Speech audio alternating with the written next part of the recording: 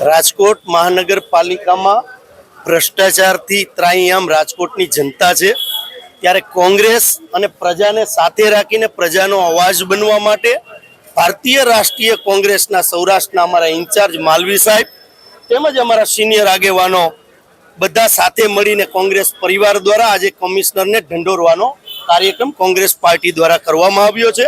કારણ કે ઘણા છેલ્લા સમયથી મોન્સૂન કામગીરી નથી થઈ, રસ્તામાં ખાડાઓ, રોડમાં ભ્રષ્ટાચાર, નાના નાના જે લોકો જે ફ્લેટ ધારકો છે, જે મકાન ધારકો છે એને કમ્પ્લીશન નથી આપતા, જેથી કરીને એ લોકો પોતાના ફ્લેટ લઈ લીધો હોય પણ કમ્પ્લીશન ન મળ્યું હોય એટલે લોન પાસ ન થતી હોય તેમને ક્યાંક ને ક્યાંક ભાડે રહેવું પડે છે। ભ્રષ્ટાચાર કરો તો જ કમ્પ્લીશન મળે છે। એવી જ રીતે તમે વાત કરો તો ફાયર સેફટીની અંદર પણ આ જ પદ્ધતિથી કામ કરવામાં આવે છે। ખોટા કાગળિયાઓ વધારે માંગવામાં આવે છે, પછી જાણીતી કંપનીઓ જે લોકલ ભ્રષ્ટાચાર સાથે જોડાયેલી કંપનીઓ છે ત્યાંથી ફરજિયાત લાઈન નખાવો આવું પણ પ્રેશર કરવામાં આવે છે। આવી પણ ફરિયાદ કોંગ્રેસ પાર્ટીને મળી છે। આવા અનેક મુદ્દે આજે કમિશનર શ્રી સાથે ઉગ્ર રજૂઆત કોંગ્રેસ પરિવાર દ્વારા કરવામાં આવવાની છે અને આવનારા 11 દિવસનું અલ્ટિમેટમ આપવામાં આવશે કોંગ્રેસ પરિવાર દ્વારા કે જો આપનાથી આ કાર્યવાહી નહીં કરો તો 11મા દિવસ પછી કોંગ્રેસ આનો જવાબ પ્રજાને સાથે રાખીને કોર્પોરેશનની તમારી એસી ચેમ્બરની અંદર એસીનો પારો ડાઉન થાય, ગરમીનો પારો ચડી જાય એવી રજૂઆત આવનારા દિવસોની અંદર કોંગ્રેસ પાર્ટી કરવા જવાની છે।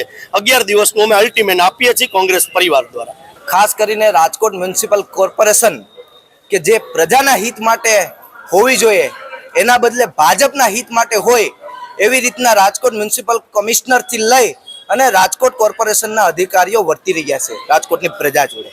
છેલ્લા ઘણા સમયથી જોઈએ તો આ રાજકોટની પ્રજા એટલો ટેક્સ આપે છે આ કોર્પોરેશનને, છતાં તમે રાજકોટની ગલીઓમાં ઉતરો, રાજકોટના રોડ રસ્તા ઉપર ઉતરો, એવડા મોટા ખાડા છે કે આ ખાડા નથી, આ ભાજપનો અને આ રાજકોટ મ્યુનિસિપલ કોર્પોરેશનનો ભ્રષ્ટાચાર છે અને આ ભ્રષ્ટાચારનો ભોગ એ રાજકોટની સામાન્ય પ્રજા બની રહી છે। ભૂતકાળમાં પણ આ મ્યુનિસિપલ કમિશનર હોય, ટીપીઓ હોય કે મેયર હોય કે ભાજપના તમામ પદાધિકારીઓ હોય કે જે ભાજપના લોકોને બચાવવા માટે થઈ, વેપાર આપવા માટે થઈ અને આ ટીઆરપી ગેમ ઝોનની એમને અનલીગલી ધગધગતું હતું અને જેમાં ફાયર સેફટીના ન હોવાના અભાવે જે આગ લાગી અને 30 લોકોના માસૂમ લોકોના જીવ ગયા હતા, છતાં આ ક્યાંક ને ક્યાંક આ કોર્પોરેશન અને એના અધિકારીઓ એ નાલાયકી કરી રહ્યા હોય, એને કોઈ પણ પ્રકારની પડી ન હોય પ્રજાની, માત્ર ને માત્ર ભાજપ કાર્યાલયથી શું ઓર્ડર આવે એને એ કોર્પોરેટર હું એના બોસ પર કહે છે મોદી સાહેબ કે 15 લાખ આવશે ખાતામાં, તો હવે હું આ સુધી બોસ જ જૂઠા છે તો કર્મચારીઓ તો જૂઠા જ રહેવાના ને। એ તો આપણે સમજી શકીએ। કોઈ એવી વાત તમે ચલો મારી ભેગા, અત્યારે હું રોડ ઉપર તમને ખાડા બતાવું, તમે તો મીડિયા છે, મીડિયાને બધી ખબર હોય છે, તો માત્ર ને માત્ર જૂઠાણું ફેલાવવું, ગરીબ માણસોને હેરાન કરવા। જે ગરીબ માણસો પોતાનું ઘર, એક સામાન્ય ઘર, એક ઓરડી બાંધીને રહે છે, પોતાનો આશરો છે, એ આશરો છીનવવાનું કામ ખાલી ને ખાલી આ કોર્પોરેશન કરી રહી છે। જે મોટા બિલ્ડરો હોય કે જે ભાજપના આગેવાનોના અનલીગલી જગ્યા ઉપર બાંધકામો છે એ પાડવાની હિંમત આ કમિશનરમાં નથી કે આ મેયરમાં નથી, માત્ર ને માત્ર રાજકોટની પ્રજાને હેરાન કરવાનું કામ આ ભારતીય જનતા પાર્ટીની સરકાર કરી રહી છે।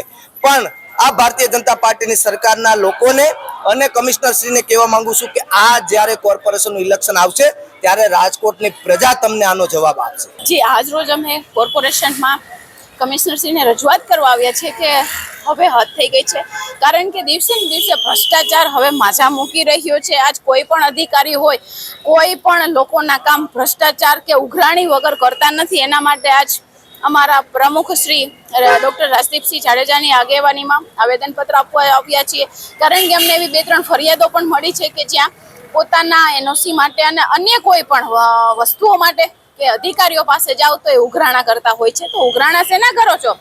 સરકાર તમને પગાર આપે છે, તમને આટલી મોટી સેલરી મળે છે, છતાં પણ એનાથી સંતોષ ન થતા લોકોને હેરાન કરવા માટે આવી પ્રથા ચાલુ કરી છે। પ્રથાને બંધ કરવા, ડામવા માટે આજ અમે કોર્પોરેશન આવ્યા છીએ અને લોકોના પ્રશ્નો છે 2-3 એમને પણ ઉજાગર કરવા આવ્યા છીએ। આવેદન પત્રમાં ભાજપના મતના રાજકારણ માટે થઈ ઓફિસર એના ભ્રષ્ટાચાર પોતાના કરવા માટે, ભાજપને પહોંચાડવાના પૈસા ભેગા કરવા માટે બિલકુલ ભાજપના ગોઠણીયા પડી ગયો છે। એના મતના રાજકારણ માટે નાના માણસોને નોટિસો આપી અને મકાન પાડવાની નોટિસ આપી ને ડરાવી અને ભાજપ વાળા જઈ અને ત્યાં મતનો સોદો કરી આવે અને દબાવી લે, ઓલા ન ઈચ્છતા હો તો છતાં પણ એને મત દેવાની ફરજ પાડી અને પછી મકાન નોટિસ પાછી ખેંચાવે. આ પ્રકારનું તંત્ર એ આ ઓફિસરો દ્વારા ચાલતું હોય છે. સાથે સાથે ટીઆરપી જેવા કાંડ થઈ જાય છે એ પછી પણ ભાજપના આ કહિયાગરા બધા એ ફાયર બ્રિગેડમાં પૈસા દીધા વગર, ભ્રષ્ટાચાર વગર, એટલે ભ્રષ્ટાચાર ત્યારે કરાય કે કાં તો કંઈક હલાવી લેવું હોય ને કાં તો હવે તો ન હલાવવું હોય તો પણ પૈસા આપો તો તમારું કામ થશે. આ માનસિકતા જ્યારે મ્યુનિસિપલ કોર્પોરેશનની અહીંયાથી સતત આરએમસીમાં ભાજપની સત્તા હોવાથી આ માનસિકતા અધિકારીઓની બની છે. હું કહીશ કે ઓફિસરો ખૂબ માપમાં રહે, ઓફિસરોએ જેલમાં જવું પડે છે યાદ રાખે, ભાજપ વાળા કોઈ જાતા નથી યાદ રાખે, એના કહિયાગરા બંધ થાય અને લોકોનું કામ કરે એવી હું વિનંતી કરું છું અને લોકોને આ ભાજપને રાજકોટમાંથી ભગાડવા માટે હું વિનંતી કરું છું.